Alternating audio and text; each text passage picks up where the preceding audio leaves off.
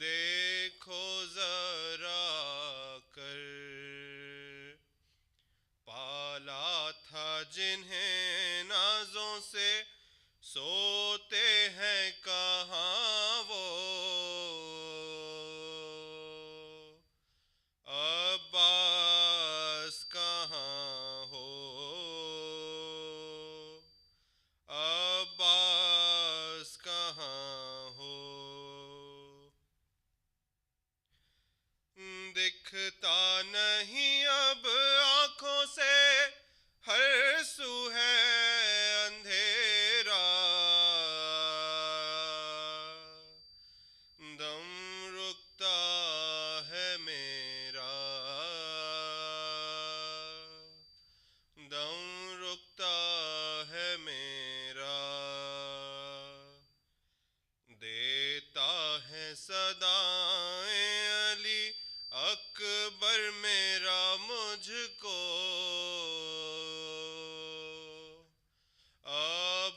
عباس کہاں ہو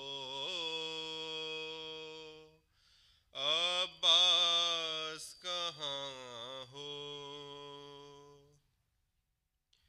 سینے میں جواں لال کے برچی کی انی ہے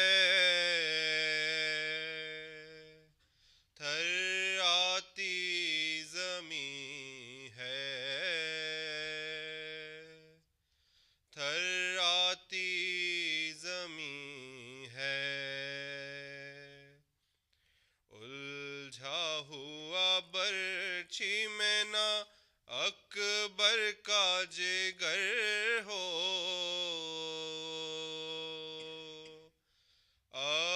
عباس کہاں ہو عباس کہاں ہو سینے سے سینہ کھینچ کے اکبر کے سرہانے اس دشت بلا میں اس دشت بلا میں تکتا ہوں بسد یاس سے دم توڑتے اس کو عباس کہاں ہو عباس کہاں ہو ہاتھوں پہ اگلتا ہے لہو اصغر بے شیر گردن پہ لگاتی گردن پہ لگاتی کیا کہہ کے تسلی دوں میں در پر کھڑی ماں کو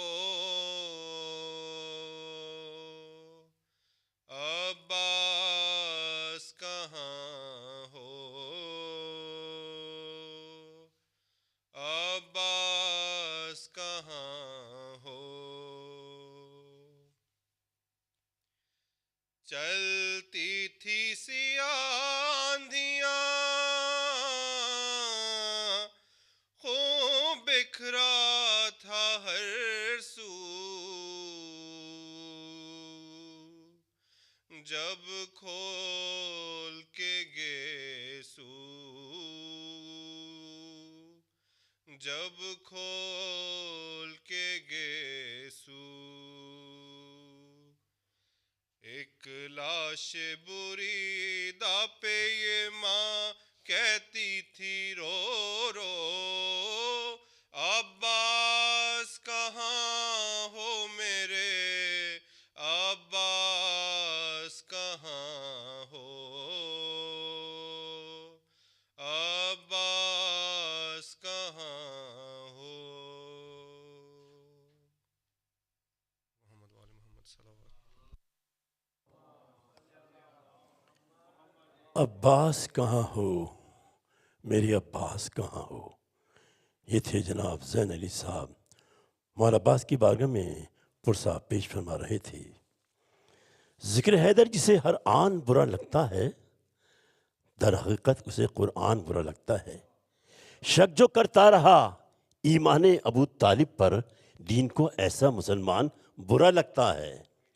हुजूर अकरम सल्लल्लाहु अलैहि वसल्लम ने इरशाद फरमाया, 1 घंटे का इल्म हासिल करना आपकी रात भर जाग कर इबादत करने से अफजल है।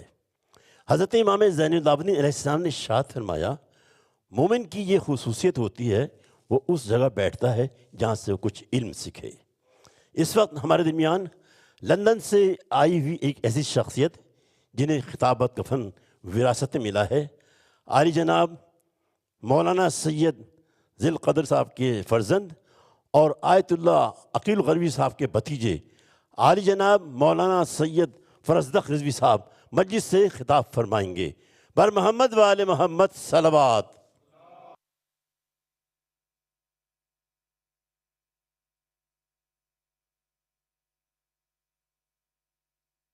मोमिन से गुजारिश की थोड़ी थोड़ी इधर इस तरफ तशरीफ़ लें ताकि थोड़ा मजलिस का माहौल बने। और बच्चों, आप तो बहुत माशाल्लाह अभी तो बहुत छोटे हैं, अभी से टेक लगा के बैठे हैं, सामने आए, मैदान में आइए। नाराए हैदरी।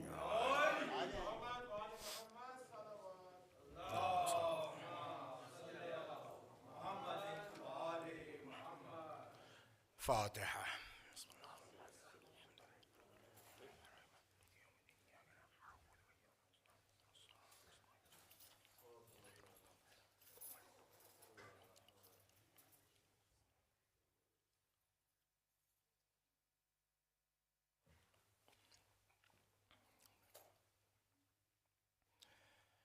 لا حول ولا قوة إلا بالله العلي العظيم. أعوذ بالله من الشيطان اللعين الرجيم. بسم الله الرحمن الرحيم.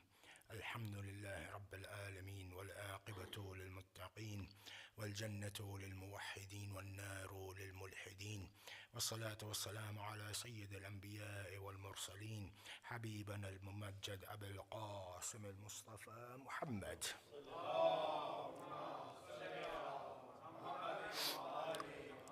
وعلى آل بيته الطيبين الطاهرين المعصومين، ولعنة الله على أعدائهم وغاصب حقوقهم وقاتليهم أجمعين. أما بعد، فقد قال رسول الله صلى الله عليه وآله وسلم: إن الحسين مصباح الهدى والسفينة النجاة. صلوات.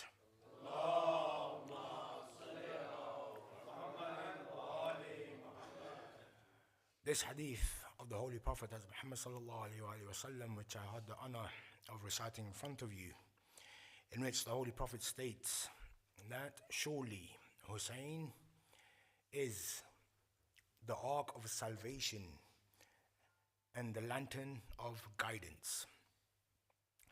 In regards to this hadith, a companion of our sixth Imam, Imam Farazdaq Razavi Saheb, came to the Imam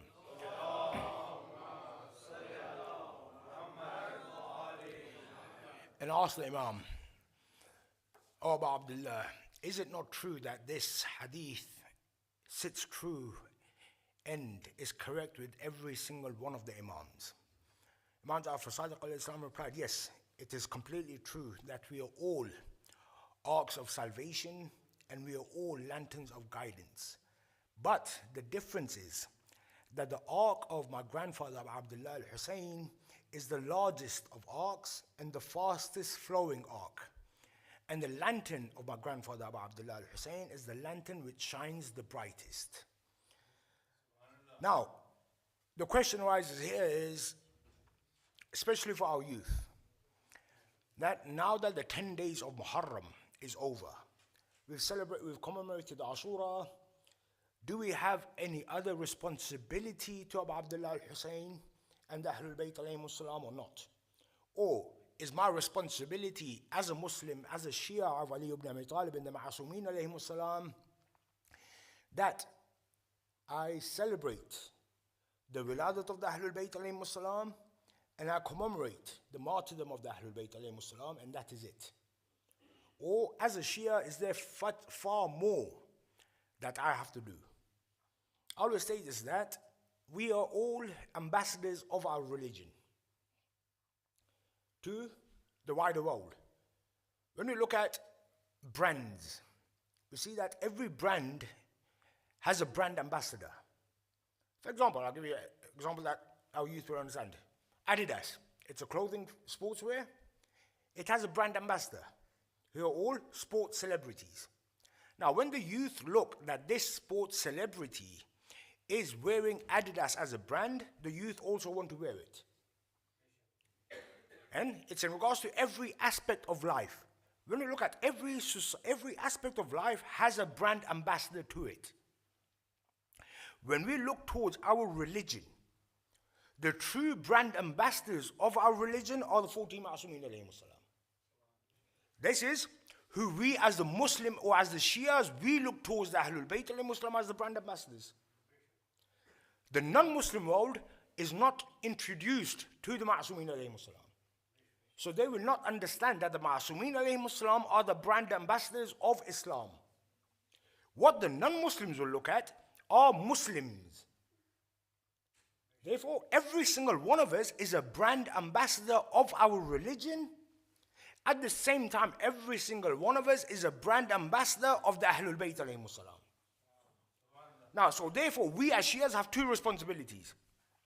One is, how do I introduce Islam? And second, which is far more important, is that I must introduce Islam through the teachings and the values of the Ahlul Bayt alayhim salam. Because that is the only Islam which is of value. The Islam which is being propagated to the world is not the Islam of the Ahlul Bayt alayhim salam. It's not the Islam that we see in Karbala. That on the day of Ashura, on the Asr of Ashura, when Abu Abdullah al-Hussein is lying on a bed of arrows, and Shimr sends his slave to sever the head of Abu Abdullah. Abu Abdullah looks towards him and says, "You remind me so much of Bilal, the companion of my grandfather, the Prophet. It is time for Asr. Have you prayed your prayer? Have you completed your Asr prayers?" That slave ran away screaming, saying that, "Who am I being told to kill?" That even on his death, he is reminding me of my responsibility towards Islam. Now, when we look towards Karbala, we must understand and we all accept that the events of Karbala are the same. They have been the same for the past 1400 years, and they will remain the same up until eternity. The difference is that our understanding of Karbala changes. As our intellect changes, as our intellect increases, our understanding of Karbala changes. This is why Karbala is still alive today. This is why Islam is still alive. That the same way that our intellect is evolving, our Islam is also evolving based upon our intellect. But at the same time, are our beliefs, are our practices also going hand in hand with the teachings and the values of Islam or not? That, for majority, the 10th of Muharram is over, that is it, we go back to normal. Apart from maybe certain aspects. That is that our women will not wear gold and jewelry until, for example, the 8th of Rabiul Awwal. We will not celebrate any births within the family, and we will try our best to keep away from any happy occasion. Why? Because we're in the month of Muharram. Because we're in the month of Safar. The true commemoration of Muharram and Safar is in our act. That now that Muharram has ended, am I still on the path of Abdullah al-Hussein? Or have I gone back to my day-to-day lifestyle? Now we must understand that every aspect of our life must be in Islamic. Rather than the life we live today is the life of Jekyll and Hyde. That certain aspects of our life, we wish nothing to do with Islam. In fact, we try to hide our religion. For example, in modern day society, at our workplaces, at colleges, at university, we try to hide our faith. Why? Because of the way that the media has portrayed Islam, we are embarrassed of our religion. But then our responsibility is that we portray the true image of Islam. The true message of Islam being what?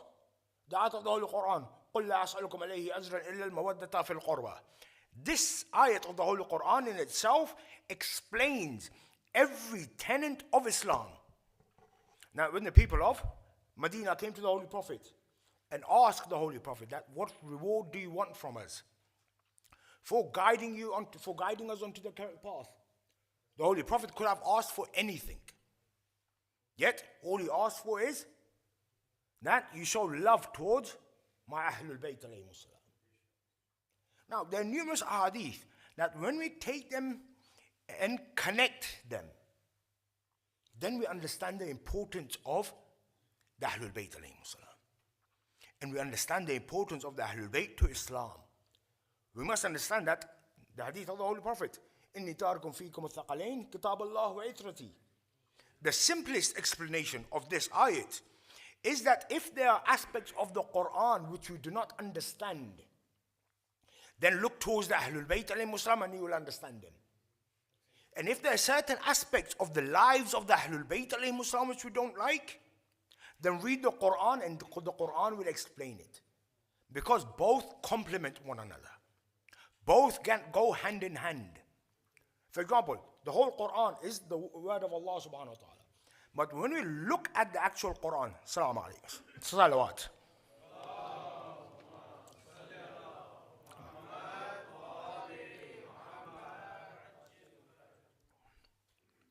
When we look at the Quran, we understand that the Quran as a whole is the word of Allah subhanahu wa ta'ala. Because it has been sent by Allah to mankind. But when we truly look at it, we see that there are certain ayats or certain incidents that Allah subhanahu wa ta'ala is narrating. Meaning, it's conversation which has taken place between man. Now there's one ayat, and this explains the complement of the Ahlul Bayt alayhim salam, that the fact that the Ahlul Bayt and the Quran go hand in hand. And that is the ayat of الَّذِينَ إِذَا أَصَابَتْهُمْ مُصِيبَةٌ قَالُوا إِنَّا لِلَّهِ وَإِنَّا إِلَيْهِ رَاجِعُونَ. Here Allah subhanahu wa ta'ala is narrating from someone. Allah is stating that whenever calamity falls upon them, they say that surely we are from Allah and to Him we shall surely return. The fact that qalu means that it is not the word of Allah. Allah is narrating someone. When we look in the history of this ayat and the tafsir of this ayat, we see that in the history of mankind, the first person to utter the sentence, Inna Allah wa inna ilayhi raji'un, was none other than Ali ibn Abi Talib alayhi salam. In the battle of Uhud, when he was given the message that his uncle Hazrat Hamza has been killed, has been martyred, Amir al-Mu'mineen did not stop his battle. He continued his battle whilst uttering this sentence, Inna lillah. Allah liked it so much that He made it a part of the Quran. When you look towards aspects of the Ahlul Bayt alayhim salam, for example, when we recite the namaz, it is highly recommended that you say Allahu Akbar 7 times before you say the actual takbir. This act is an act of whom? It is the act of Abu Abdullah al-Husayn alayhi salam. In his childhood, he was not able to say Allahu Akbar. It took him 7 tries. Allah liked it so much that He made it part of our prayer. That prayer which takes us towards the level of Mi'raj. Now when we look, now we have to understand what is now our responsibility. How do I wish to propagate? Our youth, forget our youth, even majority of our elders, in regards to Ali ibn Abi Talib, what do they know? They will know about the bravery of Amir al-Mu'mineen. Every single one of us knows about the values of Amir al-Mu'mineen in the battle of Badr, Uhud, Hunayn, and Khaybar, and Khandaq. Everyone knows. But if I was to ask the youth, what do you know about the knowledge of Amir al-Mu'mineen? That knowledge which will make us the most powerful nation on earth. In regards to Nahj al-Balagha, the first sermon of the Nahj al-Balagha is in regards to the creation of this earth, where Amir al-Mu'mineen talks about how this earth was created in the mercy of Allah subhanahu wa ta'ala. Karl Marx, who is the founder of the Marxist school of thought, he states that when I read the first sermon of Ali ibn Abi Talib, to me it felt like it was either Ali ibn Abi Talib who created this earth? Or Ali ibn Abi Talib was present whilst this earth was being created? This is a non-Muslim stating this in regards to whom? In regards to Ali ibn Abi Talib. What do we know about Ali ibn Abi Talib? We know about his valor in the battlefield. We know about the Dhul Faqar. But do we know anything about his knowledge? That knowledge which overpowers all. I always say that in inheritance from the Ahlul Bayt, we the Shias have gained three things. Martyrdom from Abu Abdullah al-Hussein, oppression from Fatima Zahra, and knowledge from Amir al-Mu'mineen. The first two, oppression and knowledge, oppression and martyrdom. We still see it in the Shia world. The Shias all over the world, all over the globe are being oppressed. The Shias all over the globe are being martyred. This martyrdom of the Shias, never think of it as our loss. This martyrdom is our success. We are being killed because they know that we are on the correct path. But the one that would have overpowered all is knowledge. Knowledge would have overpowered everything. Yet, what do we see? What do we hear about the knowledge of the Ahlul Bayt? There's a very famous incident that a group of munafiqeen came to Amir al-Mu'mineen with the plan that they would ask the Imam a question where he will be forced to answer, and the question has to be so in-depth, so detailed, that the Imam is forced to delay his prayer. Therefore, they started thinking what kind of questions we asked. They reached the decision that the question that we would ask the Imam is that, oh Imam, which animals lay eggs and which animals give birth? Now, in their mindset, they're thinking that the Imam will now be forced to list all of the animals. And this will then, imagine the amount of animals that are in existence, and imagine the Imam now having to list them all. When they asked the Imam the question, the Imam was sitting on top of his horse. As he got off, he answered the question in a way that till today has never been proven wrong.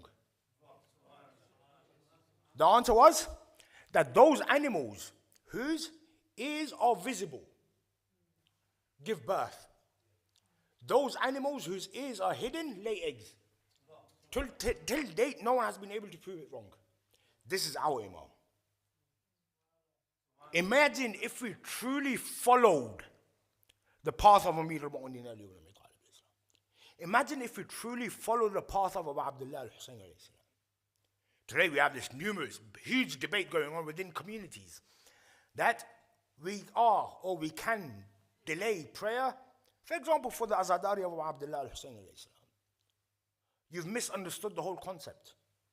Abu Abdullah sacrificed his life so that we could pray namaz. Abu Abdullah al-Hussein sacrificed his life in such a way that 1400 years on, living in Australia, I am able to practice my religion freely.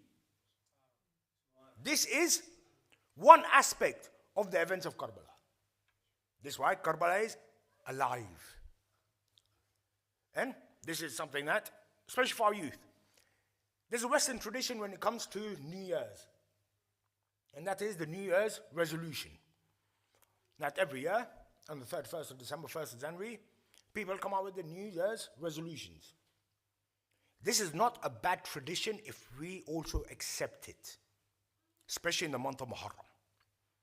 In the month of Muharram, my New Year's resolution should be what? That I adapt myself according to the values of Abu Abdullah al-Hussein in such a way that when the Imam of our time does reappear, we are prepared to welcome the Imam with open arms. Rather than me going against the Imam. And all I say is that we pray for the hastening and the reappearance of the Imam, but before that we should also add on one more sentence before this. And that is, when the Imam does reappear, I am prepared to meet him with my arms open, knowing that I am a follower of yours. I am a human being. I've committed mistakes. I will commit mistakes. But I have tried my best to live my life according to the values of your forefathers. This is what our responsibility is. Then you have the ayat of the Holy Quran, كُلُّ نَفْسٍ ذَائِقَةُ الْمَوْتِ, that every human or every soul must taste death. Now, one aspect is taste. When you look at food and taste testing, you will not give someone something which is bad to taste. You will always give someone something good to taste, something which is sweet, or goes hand in hand with our taste buds. You will not give someone something rotten to eat and taste. Imagine giving them a rotten apple and say, taste this. No, you'll give them an apple which is ripe. So, here naturally we understand that taste is naturally related to sweet or good. We'll never give anything bad to taste. Now here we understand that Allah subhanahu wa ta'ala is stating that every soul shall taste death. Therefore death is nothing but sweet. And the best tafsir of this was found in Karbala with Janab Qasim. The best tafsir. Until date, you'll never find a better tafsir than this. Now, when Abu Abdullah al-Hussein asked every single one of the youth of Karbala what they see, what they believe, or what they think about death. And the best answer was that of Janab Qasim, where he said, Ahla min al-asal, that I find death to be sweeter than honey. Now, the question that we must ask ourselves is, what did Janab Qasim see that made death sweeter than honey for him? Death. Why do we fear death? We fear death because to us death is unknown. We naturally fear the unknown. I'll give you an example. If right now all the lights are on, and if I brought a 2-3-year-old child into this room, which is brightly lit, and all of a sudden turn all the lights off, went pitch black, the child will start crying. Why? Because something which was known to him has all of a sudden become unknown. Where previously he knew where the boundaries of the mosque was, the walls are, now he doesn't know where they are. So, known, unknown is fear. Death is unknown to us, therefore we fear it. We don't know what will happen after death. But Karbala has already taught us what will happen to us after death. Abu Abdullah al-Hussein told each and every one of his companions on the night of Ashura. Abu Abdullah al-Hussein took all of his companions into the battlefield on the night of Ashura, on the 9th of Muharram, and showed every one of his companions where they will be killed. He showed every one of them. And then when he brought them back to the camp, and he gave the orders to turn off the candles, and said that you all know that tomorrow death is certainty. Death is guaranteed. If you wish to live, then I have turned the lights off, candles off, so you can leave in the darkness of the night. You have, at the end of the day, the enemy wants my life. It doesn't want any of yours. Therefore, you're free to leave and save your lives. And I also advise you, as you leave, take one member of my family with you. When Abu Abdullah al-Hussein once again gave the orders to light the candles again, he saw that everyone was still present. Why?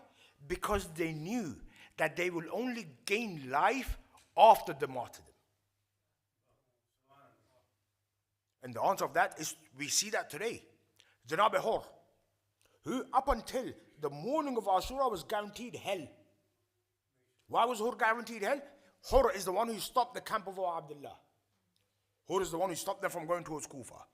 Hur is the one who took the camp of Abu Abdullah towards Karbala. Yes?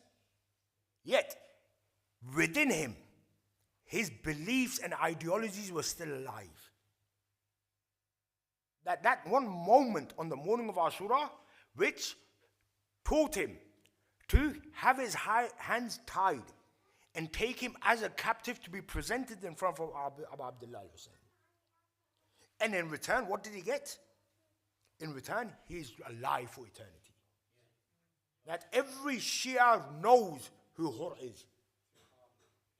Everyone who goes to visit Abu Abdullah al-Hussein also goes to visit Janab Hur. This is what was given to him in return. Now, we live our lives according to the values of the Ahlul Bayt alayhi salam. If we are truly willing to submit, Muslim means what? Muslim means to submit. Islam means submission. And when we look towards every religion, what is the advertising propaganda machine of every religion? Every religion says, come towards us and we will give you freedom. Christianity says, come towards Christianity and Christianity will make you free. Come towards Judaism and Judaism will make you free. Come towards Hinduism, Hinduism will make you free. Every religion, this is their advertising. That come towards the religion and that religion will then make you free. What does Islam state? Islam doesn't say come towards Islam, Islam will make you free. Islam says come towards Islam and become the slave of Islam. Come to Islam, become the servant of Islam, and only then will you become free. Hur is a perfect example. That he submitted himself to Islam in line with the value and the path of Abu Abdullah al-Hussein alayhi salam. He became the servant of Abu Abdullah al-Hussein, and for that he is free today. What did Abu Abdullah say? Oh Hur, your mother has named you aptly, for you are free both in this world and in the hereafter. Can we not be the same? Each and every one of us has a Hur within us. Each and every one of us has a Hur within us. It's our responsibility now. Which path do I wish to choose? The path that the world shows us is a path of ease, is a path of comfort. The path that Islam and the Ahlul Bayt alayhi salam teaches is not an easy path. It's a very difficult path. At the same time, if you do choose the path of Islam and the Ahlul Bayt alayhi salam, all of a sudden you will see all the doors shutting upon you. Everything will start closing upon you. This is why you have the hadith of Amir al-Mu'minin where he says that there's no time or no age where it will be easy for my followers to live life. And it's completely true. That if I live according to the teachings of Ali ibn Abi Talib Islam, life is not easy. This is not me putting you off religion, especially our youth. This is advice. That know that as a Shia of Abu Abdullah al-Hussein, your life will become very difficult. Especially living in the Western world. Your life will become very difficult. But know, at the end of the tunnel, that light of Abu Abdullah which is shining is the only light which will take you towards safety. That is the only light that will take you towards success, both in this world and in the hereafter. Not just this world. Our responsibility is now that we need to come out of our comfort zones. That we are comfortable in our zone, in whichever way. But then when we truly look at ourselves, we see that there are aspects of our lives which are at odds with Islam and the teachings of the Ahlul Bayt alayhi salam. The reason being that we are at odds with Islam is because of our lack of understanding and our lack of knowledge. We have the hadith of Imam Muhammad al-Baqir where he says, Tafaqquh fi ad-din, salawat.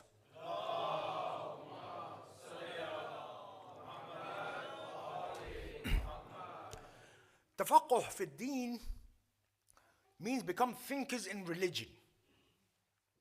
Now, becoming thinkers in religion doesn't mean that you stop everything that you're doing and go and join the Islamic seminary. Becoming thinkers in religion means that you understand what religion wishes from you. Understand religion. The same way in your day-to-day life, every act that you do, you make sure that you understand it first before you do it. If you're at work, if you're at college or university. If you're, for example, given a project, you don't start off that project blindly. You first take a step back and you ponder and you think upon that project. That thinking may take you 90% of your project time. Just that thinking and pondering upon it may take 90% of your time. The 10% will be spent on carrying out that project. But that 90% is what matters the most. Because you have now fully understood the project and you know what needs to be done. It's the same with Islam. Namaz. How long does it take us to complete namaz? Especially our youth. 5 minutes? Maybe less. But the more important aspect behind it is thinking. How long does it take you to prepare yourself for namaz? Once again, 5 minutes. Because our understanding is that preparation for namaz is just the wudu. But what about the mental preparation? Especially when you know that you're about to stand in front of your Lord. And especially when you look towards the Ahlul Bayt, how would they be when they stood in front of the Lord for namaz? Amir al-Mu'mineen would be trembling out of fear. His beard would be soaked with his tears. Why? Because he's about to stand in front of his Lord. For us, what is our mental preparation when it comes to namaz? We take a step back before time for namaz and think, who am I about to stand in front of? Think, what is the purpose of this worship? Especially when I know that Allah is not in need of my worship. Allah is free from every need. Allah isn't in need of my worship. I am in need of the worship of Allah subhanahu wa ta'ala. Therefore, we must then question, why am I in need of the worship of Allah? Why do I need to worship Allah subhanahu wa ta'ala? When we look towards Ahlul Bayt, we understand. This Lord that we know is only known to us because of the Ahlul Bayt alayhi salam. Had it not been for the Ahlul Bayt, we would never know who Allah subhanahu wa ta'ala is. That then comes the second step. What little do we know about the Ahlul Bayt alayhi salam? There's the ayah of Ghadir. When you look at the ayah of Ghadir, where Allah subhanahu wa ta'ala says, اليوم أكملت لكم دينكم وأتممت عليكم نعمتي ورضيت لكم الإسلام دينا. That today I have perfected your religion. Allah doesn't say I've completed your religion. He says He's perfected your religion. And I have completed my mercies upon you. Now the mercy of Allah subhanahu wa ta'ala is unlimited. The attributes, every single attribute of Allah subhanahu wa ta'ala is unlimited. We cannot limit any attribute of Allah subhanahu wa ta'ala. Because we cannot fathom the attributes of Allah subhanahu wa ta'ala. But in this ayat, Allah is stating that today I have completed my mercy upon you. How? By announcing the wilayat of Ali ibn Abi Talib alayhi salam. Now, in the same sense that the mercy of Allah can never be completed, we must also accept that Ali ibn Abi Talib can also never be understood or completed. That where our understanding and intellect ends, the height of our intellect, the height of our understanding, that is where Amir al-Mu'mineen begins from. Where our intellect ends, that is where Abu Abdullah al-Hussein begins from. Let me go one step further. Where our intellect ends, that is where Abu al-Fadl al-Abbas begins from. This is the Ahlul Bayt alayhimu salam. That if we can never comprehend the Ahlul Bayt alayhimu salam, we'll never be able to understand Abu Abdullah al-Hussein alayhi salam. We'll never be able to understand the sacrifice of Abu Abdullah. That what is it that allowed Abu Abdullah al-Hussein to take his 6-month-old child towards his death? What was it? What connection was there between Allah and Abu Abdullah? What connection? There must have been some sort of connection that allowed Abu Abdullah, without questioning, to take the 6-month-old towards his death. Or allowed his children, his sons, his brothers to go into the battlefield, knowing that death was certainty for them. What was it? What was that love? Now you understand Amir al-Mu'mineen, where he says that I do not worship a Lord that I have not seen. Now we must ask ourselves that what Lord did Amir al-Mu'mineen see? Especially when we know that Allah or God does not have a physical body. Therefore, what did? Now, when we look towards Amir al-Mu'mineen Ali ibn Abi Talib alayhi salam, when we look towards the 14 Ma'asumeen alayhi salam, we see certain characteristics of Allah subhanahu wa ta'ala. The greatest characteristic that we see in the Ahlul Bayt alayhi salam is the mercy of Allah subhanahu wa ta'ala. That the mercy of Allah is so great that He created 14 personalities who when we look at them, we see them to be the perfect creation of Allah subhanahu wa ta'ala. That is the mercy of Allah subhanahu wa ta'ala. That whenever we look, whichever dimension we look at the Ahlul Bayt alayhi salam from, whichever dimension, we see that they are the complete creation. We cannot question it. Now, it's up to you to go and look. Study the Ahlul Bayt alayhi salam, and you will yourselves come to the decision that the Ahlul Bayt in their own, there's that very famous saying, that live like Ali, die like Hussein.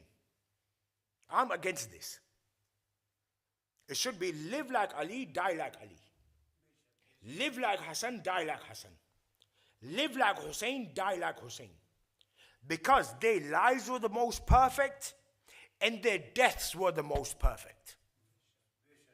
The death, the martyrdom of Amir al-Mu'mineen Ali ibn Abi Talib, was it not the most perfect of death? That he is in the greatest worship of Allah subhanahu wa ta'ala. And on top of that, he is in the greatest aspect of namaz. First, namaz, the greatest of worship.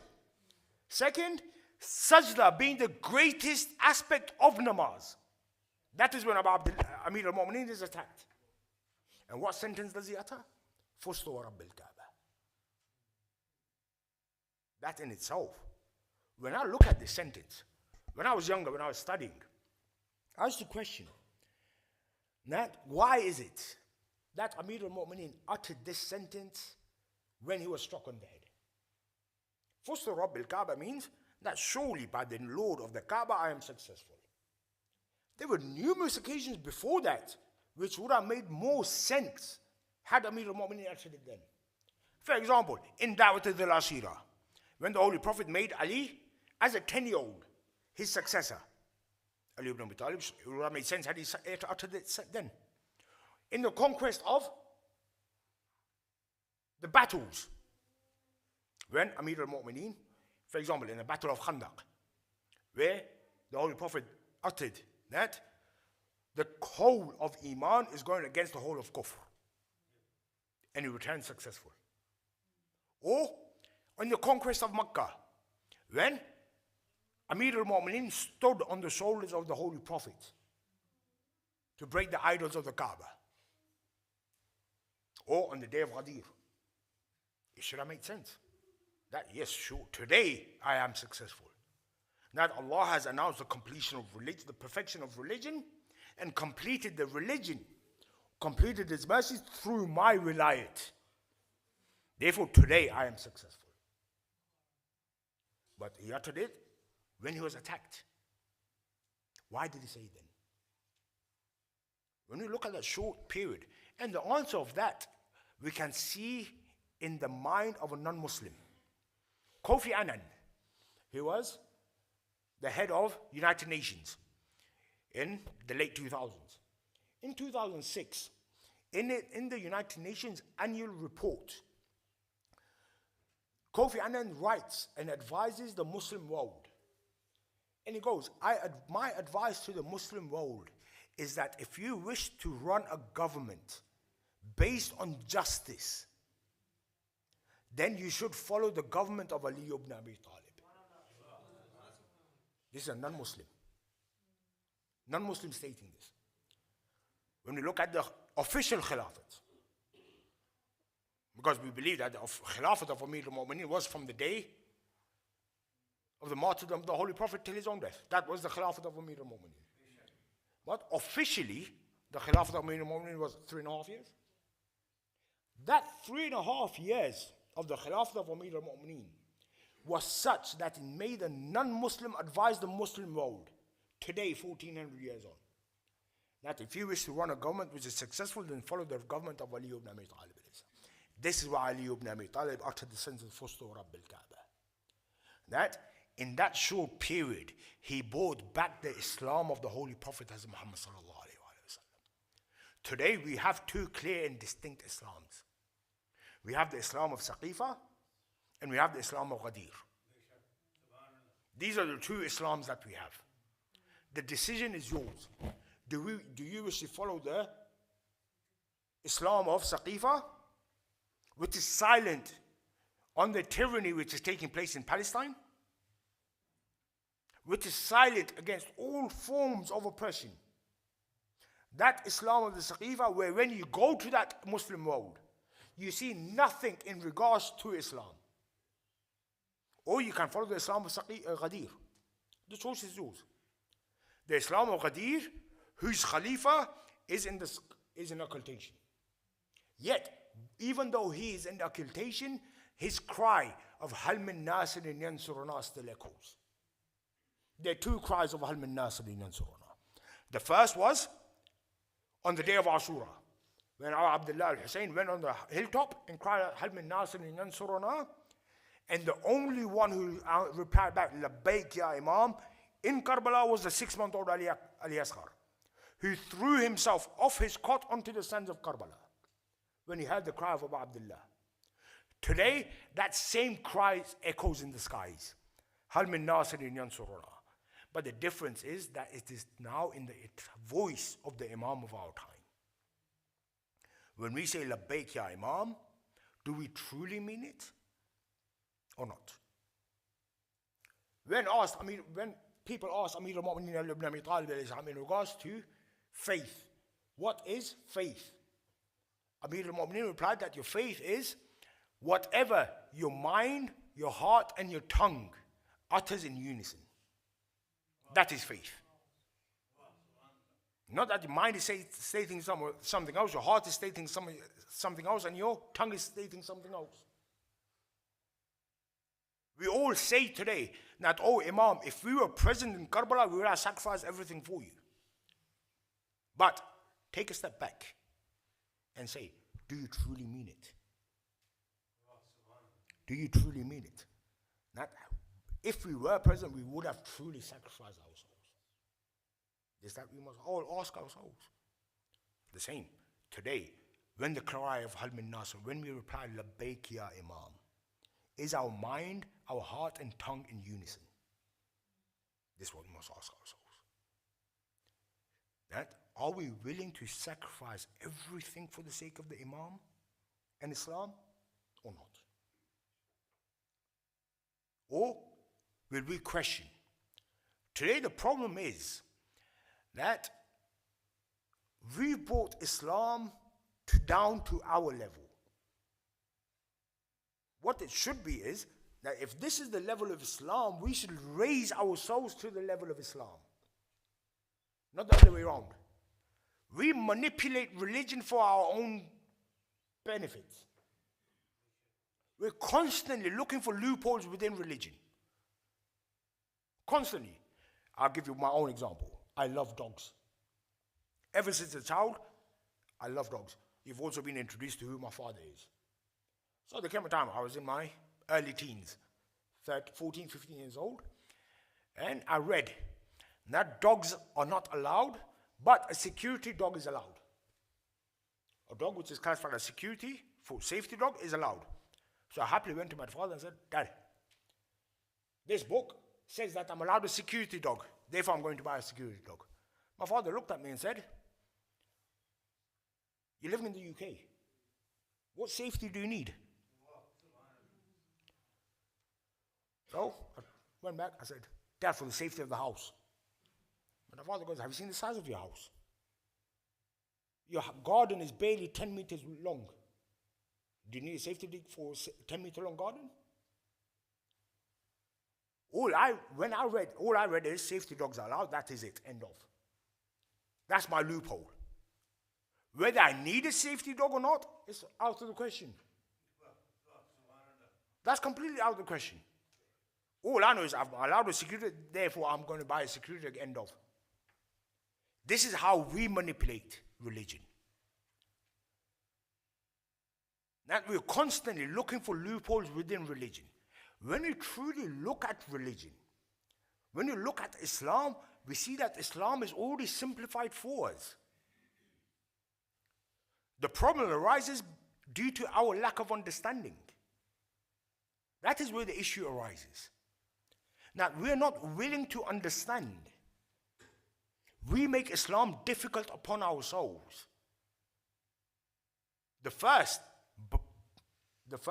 barrier to this is that we think of Islam as a religion. That's the first barrier. We should never think of Islam as a religion, but Islam as a way of life. And Islam as the only and complete way of life in existence today. And I'll give you one example of this and we'll end. The etiquette of the washroom. What does it state? It says that when you enter the washroom, you should enter with your left foot first and exit with your right foot. Why? This is where physics comes into play. Physics states that when you're walking and you lift your left foot first, if you were to die at that precise moment whilst your left foot is risen, the momentum of your body is such that you will fall backwards out of the toilet. And the same with the right foot. Tell me, which other religion teaches this? No other religion, no other society in existence teaches us this reason. Every modern day subject being taught today is a subject of Islam. We divide secular education and religious education. You must understand that secular education is religious education. Especially when you go back and look at all the modern day fathers of the modern day sciences. They're all students of the Ahlul Bayt alayhimus salam. Jabir ibn Hayyan al-Kufi, who is the founder of the aeronautical map, still used by pilots today. He's a student of our sixth Imam, Al-Khwarizmi, the father of algebra and trigonometry, student of our sixth Imam. I remember when I was studying mathematics, I would curse Al-Khwarizmi. First on the basis that the Western world has given all of these scientists Latin names. If I was to ask you who Avicenna is, everyone will turn around and say, yes, Avicenna is the father of modern day medicine. If I was to ask who Ibn Sina is, no one will know. Ibn Sina is Avicenna. Yet they changed the name because Ibn Sina is a Muslim name. And Islam as a religion is barbaric. Islam is not a religion of knowledge. Therefore, Ibn Sina the modern day scientists should not have Muslim names. This is the way the Western media and propaganda machine is. Therefore, give them all Greek and Latin names. When I was studying mathematics and the trigonometry and algebra, they gave us the Greek name of Khwarizmi. And when I went to my father said, do you know that he is a Shia? His name is Al-Khwarizmi. That's when my understanding changed. That these are all teachings of the Ahlul Bayt alayhim salam. Now do you understand the hadith of Imam Ali alayhi salam, where he states that the Holy Prophet taught me 1,000 doors of knowledge. And how did he teach them that to Amir al-Mu'mineen? He taught Amir al-Mu'mineen 1,000 doors of knowledge, the way a bird feeds its child. How does a bird feed its child? The bird first takes the seed itself, crushes it, softens it, so that when it feeds the baby is able to take it in at once, without any complications. This is how the Prophet taught Amir al-Mu'mineen 1,000 doors of knowledge. And Amir al-Mu'mineen states, and in those 1,000, and in each of those 1,000, I opened another 1,000. Now, how many gates of knowledge is that? Now do you understand? Even today, the Haram of Amir al-Mu'mineen is distributing knowledge. Distributing. Look at our scholars. I mean, there's this one Ayatollah, I've forgotten the name, Salawat.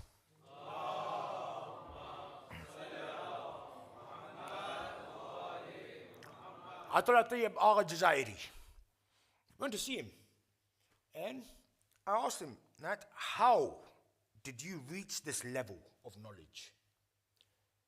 And he replied, Nat, my whole life I spent in Nazaf. He goes, I never studied. All I did was that I would go to the Haram of Amir al-Mu'mineen on a daily basis and rub my chest against the dhari of Amir al-Mu'mineen Ali ibn Abi Talib. And my belief is that is what has given me this status today. When we look towards the Ahlul Bayt alayhimus salam, we are given everything from them. It depends whether we understand what has been gifted to us by the Ahlul Bayt or not. Know that you will never return empty-handed from visiting the Ahlul Bayt alayhimus salam. You will never return empty-handed. But for me to understand what has been given to me, I have to increase my intellect. Increase my knowledge of the Ahlul Bayt alayhimus salam. To understand what is it that they have gifted me. There will be numerous times where you will go to visit the Ahlul Bayt alayhimus salam and think that I'm now returning empty-handed.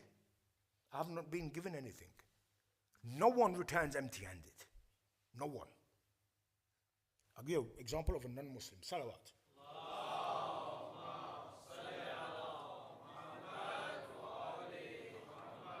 When I was at Qom, I went to visit one of the Maraji. When I went, there were a husband and wife sitting next to a marja with a 7-8-year-old child. And there was a language barrier. So the Ayatollah asked me that, you know English, therefore you act as the translator. So he goes, ask them why are they here? And more importantly, what made them come towards the path of the Ahlul Bayt alayhimus salam.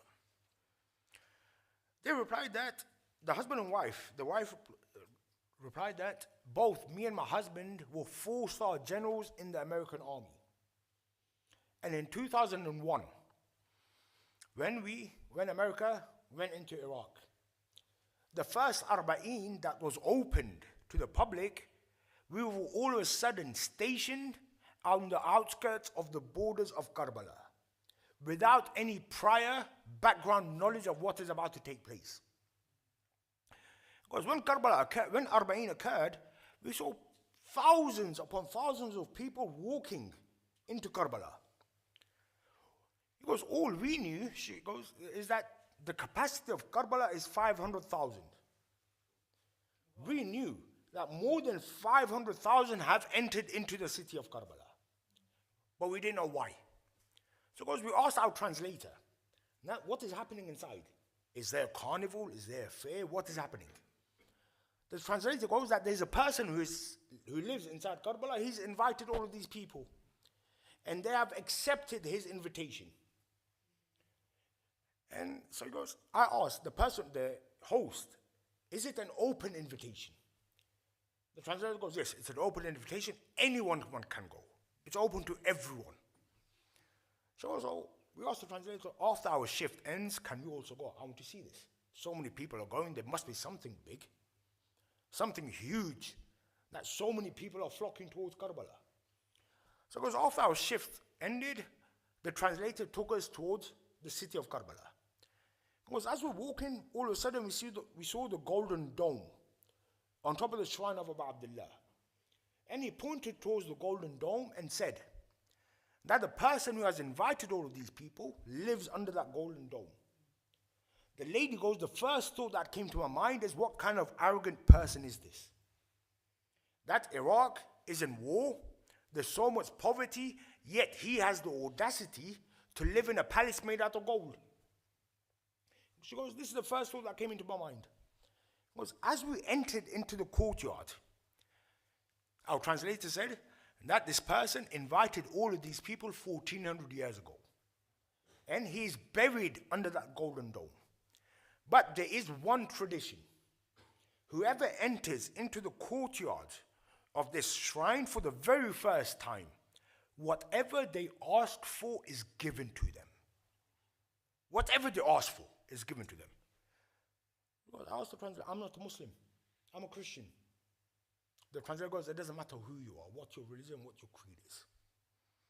She goes, at that moment, me and my husband had been married for 10 years, and I had not been able to provide a child for my husband. And I knew that my husband was thinking of divorcing me once our term ends in Iraq, and we go back to America. My husband was thinking of divorcing me so he could remarry and have offspring. She goes, that the only thing that I asked for was a child. She goes, as our term ended, and as soon as we returned back to America, I fell pregnant. And it goes, this child of mine sitting next to me is the gift that I received from Abu Abdullah al-Hussein whilst not being a Shia of Abu Abdullah al-Hussein. And now, we've both become Shias of Abu Abdullah. We've left the army, and our job, we have our own security firm and our own business, but every year, from the 1st of Muharram till the day of Arba'een, we go to Karbala, and we believe that the only thing that we are worthy of is making sure that the washrooms in the shrine of Abu Abdullah is kept clean for the Zayedin of the Imam. This is Abu Abdullah al-Hussein alayhi salam. That 1400 years on, he is still giving. But we must have that utmost faith in the Ahlul Bayt alayhi salam. Today is the 10th of Muharram. The 10th of the day of Ashura. After the day of Ashura, the Ashura of Bibi Zainab and Imam Zain al-Abidin begin. The trials and tribulations of Abdullah al-Hussein end on the day of Ashura, and from Sham al-Ghariba onwards, the trials and tribulations or the Ashura of Bibi Zainab begins. But there is one child between the ages of 4 and 6 years old who her whole life spent, if she wanted to sleep, she would always sleep on the chest of her father, Abu Abdullah. She goes by the name of Sakina. There comes a time where on the eve of Sham al-Ghariba, after the tents have been burnt, Bibi Zainab realizes that children, whilst the tents were being burned and ransacked, the young children ran away to save their lives. Once Bibi Zainab and Kulthum had gathered all the women, Bibi Kulthum and Bibi Zainab went out into the battlefield to look for the missing children. Some children they found that had been burnt to death. Some children they found that as they ran to save their lives had been trampled upon by the horses. Yet there comes a time that those children that Bibi Zainab could find that were alive, they brought them back to the camp, only to realize that the 6-year-old daughter of Hussein is missing. All of a sudden, Zainab starts looking around. She calls upon Kulthum and says, "Oh, Kulthum, have you seen Sakina?" Kulthum replies, "No." Bibi Zainab says, "Oh, Kulthum, you look after the women whilst I go towards the battlefield." Bibi Zainab goes towards the battlefield crying out the name of Sakina. As she walks past the Furat where she sees the body of her brother Abul Fadl Abbas, she looks towards Abul Fadl Abbas and cries out, "Oh, Abul Fadl Abbas, have you seen Sakina?"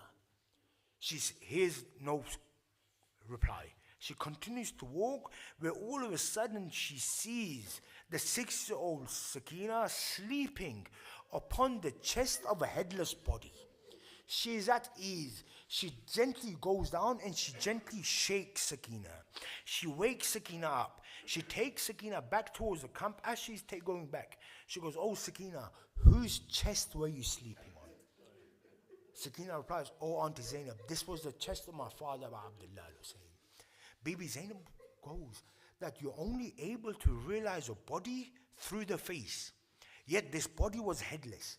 The head had been severed from the body. How did you know that this was the chest of your father?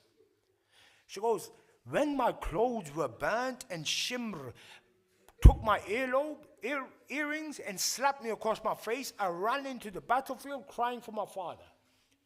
I was crying out, 'Oh father, where are you?' When all of a sudden a sound came from this body that, 'Come, my daughter Sakina, come. This is where I am.' As I went and as I laid my head upon this chest, I knew that this was the chest of my father." There comes a time where Bibi Zainab takes where Zainab takes Sakina back to the camp. There comes a time where Zainab caresses the little Sakina, puts her into a fitful sleep, when all of a sudden the widow of Hur comes towards the camp. Zainab sees that it is the wife of Hur. She first condoles Hur on the martyrdom of Hur. The wife of Hur brings food and water for the women of the camp. Bibi Zainab takes the food and the jug of water. She takes towards the 6-year-old Sakina. She gently wakes up Sakina and says, "Oh Sakina, wake up, water has come. So Sakina, wake up and quench your thirst." Sakina wakes up all of a sudden and cries out, "Has my uncle Abbas returned?" Bibi Zainab replied, "No, this water has come from the widow of Hur." "Oh Sakina, you are the youngest. Quench your thirst." Sakina takes the water jug. She gets up, she runs towards behind the camps, behind the burning tents, where during the day she had seen her father Abdullah and her mother Rubab dig a small grave and bury the 6-month-old Ali Asghar between the bodies of Ali Akbar and Qasim. She sits on the grave of Ali Asghar and says, "Oh Ali Asghar, wake up. Ali Asghar, water has come. Oh Ali Asghar, quench your thirst. How can your sister Sakina quench her thirst whilst her younger brother is still thirsty? Oh Ali Asghar, wake up." There comes a time, this is not the end of the trials and tribulations of the 6-month-old Ali Sakina. There comes a time where on the morning of the 11th of Ashura, 11th of Muharram, the women are now taken captive. The women, their hands are tied one to another. But imagine how tall a 4-year-old is. The ropes are tied to the neck of each woman. Now imagine every time the women of the Bani Hashim are forced to stand, Bibi Sakina is being strangled. That she is not tall enough to be able to stand in line with the women of the Bani Hashim. Every time the women of the Bani Hashim are lashed to stand up, Bibi Sakina also stands, but she is raised off her feet through the ropes that are tying her neck together. This is the trial and tribulation of Sakina. Imagine what Sakina has to go through. Imagine the caravan reaches Kufa. The women are hiding behind one another. They're trying to hide their hijab. Imagine what the young Sakina is going. Every time she looks towards the severed head of her father, Abu Abdullah al-Hussein, and more important, every time she looks towards the severed head of her uncle Abul Fadl Abbas. That Abul Fadl Abbas, who Sakina knew that whatever she wished would be granted to her through Abul Fadl Abbas. Yet now the time is that every time she comes towards Abul Fadl Abbas, she hears nothing but silence. Inna lillahi wa inna ilayhi raji'un.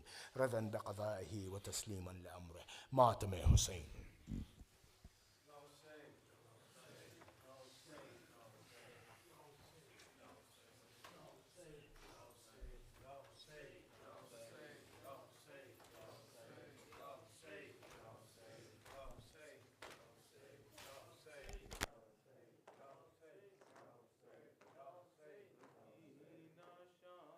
شام میں مر کر یہی سمجھا گئی لوگوں، سکینہ شام میں مر کر یہی سمجھا گئی لوگوں، جدائی باپ کے سینے، جدائی باپ کے سینے کہ مجھ کو کھا گئی لوگوں، سکینہ شام میں مر کر یہی سمجھا گئی لوگوں، سکینہ شام میں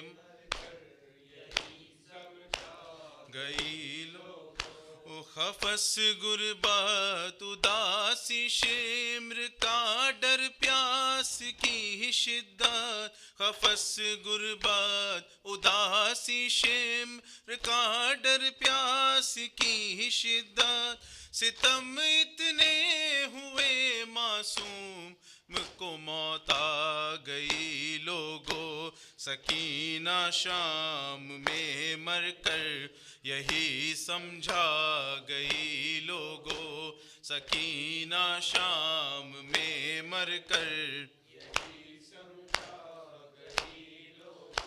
وہ ماں جو دھوپ میں اکثر علی اصغر کو روتی تھی، وہ ماں جو دھوپ میں اکثر علی اصغر کو روتی تھی، سکینہ کی قضا اس پر قیامت ڈھا گئی لوگوں، سکینہ شام میں مر کر گئی لوگوں، سکینہ شام میں مر کر بندھے ہاتھوں پہ ایک بیمار لایا بہن کی میت، بندھے ہاتھوں پہ ایک بیمار لایا بہن کی میت، یہ اولاد نبی پر کیسی غربت چھا گئی لوگوں، سکینہ شام میں مر کر یہی سمجھا گئی لوگوں، سکینہ شام میں مر کر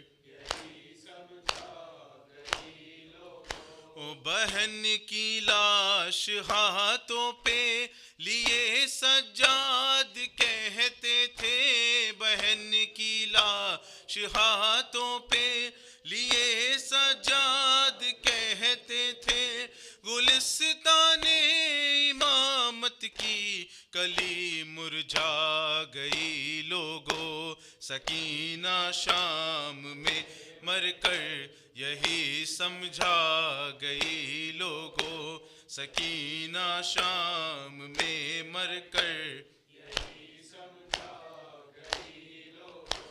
پدر کی خون بھری گردن پہ بچی نے جو لب رکھے، پدر کی خون بھری گردن پہ بچی نے جو لب رکھے، یہ منظر دیکھ کر تو خود قضا گھبرا گئی لوگوں، سکینہ شام میں مر کر یہی سمجھا گئی لوگوں، سکینہ شام میں مر کر یہی سمجھا،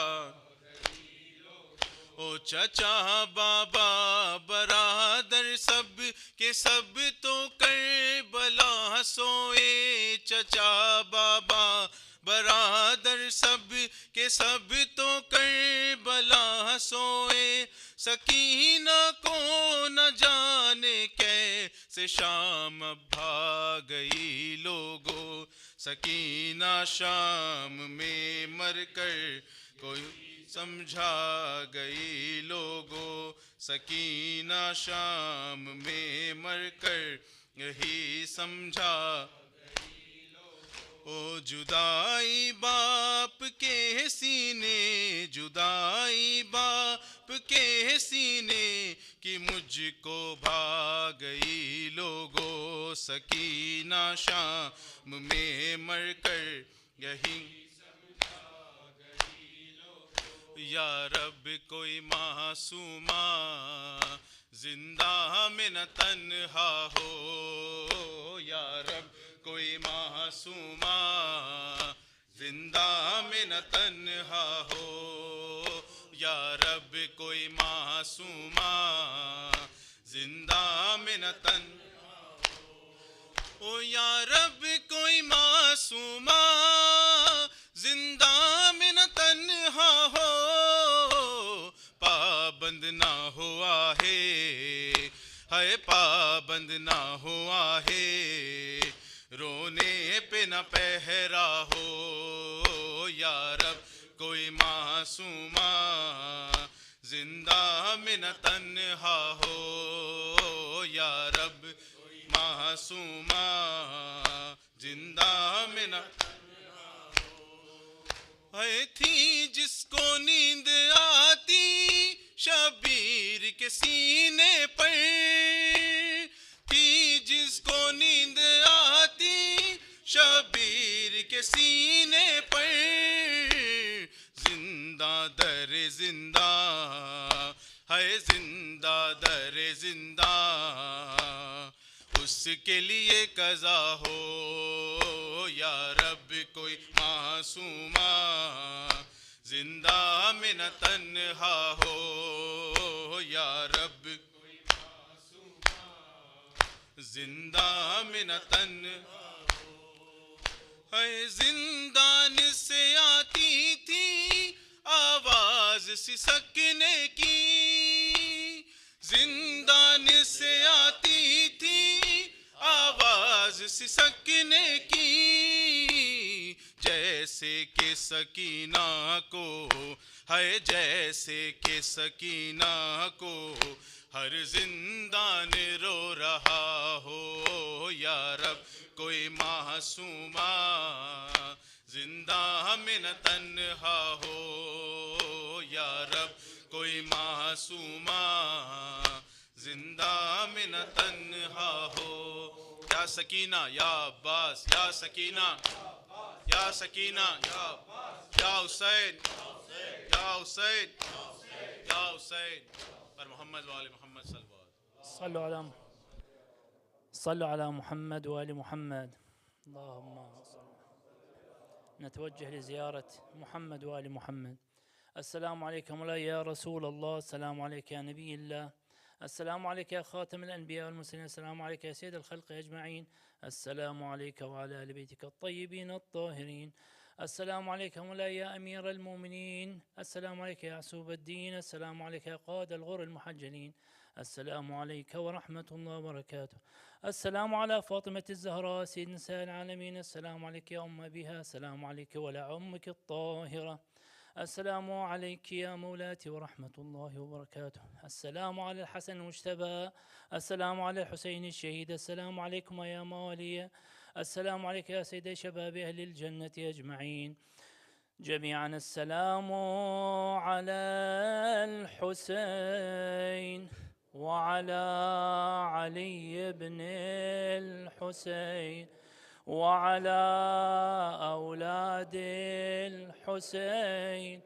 وعلى أصحاب الحسين وعلى أبي الفضل العباس عليه السلام، السلام على علي بن الحسين زين العابدين وسيد الساجين، السلام على محمد الباقر، السلام على جعفر الصادق، السلام على موسى بن جعفر، السلام على علي بن موسى رضا، السلام على محمد بن علي الجواد، السلام على علي بن محمد الهادي، السلام على الحسن العسكري، السلام عليكم مولاي يا صاحب الزمان، السلام عليك يا مولاي يا شريك القرآن، عجل الله تعالى فرجك وسهل الله تعالى مخرجك واجعلنا من أنصارك وعوانك والذابين عنك، اللهم كن لوليك الحجة ابن الحسن صلواتك عليه وعلى آبائه في هذه الساعة وفي كل